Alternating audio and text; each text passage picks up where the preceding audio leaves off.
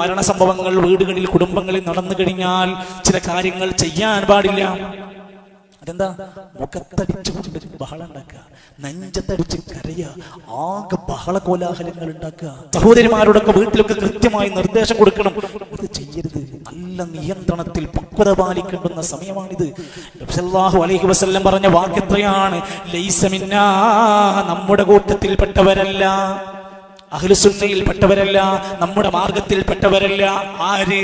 ഒരു വീട്ടിൽ മരണത്തിന്റെ പേരിൽ കവിളത്തടിക്കുന്ന ആളുകൾ, വസ്ത്രത്തിന്റെ മാറ് പിച്ചി ചീന്തുന്നവർ, വസ്ത്രമുള്ളത് കണ്ടിട്ട് ചീന്തി എടുത്തിട്ട് ആ ഒരു ദുഃഖത്തിന്റെ പ്രയാസം കാരണം കൊണ്ട്.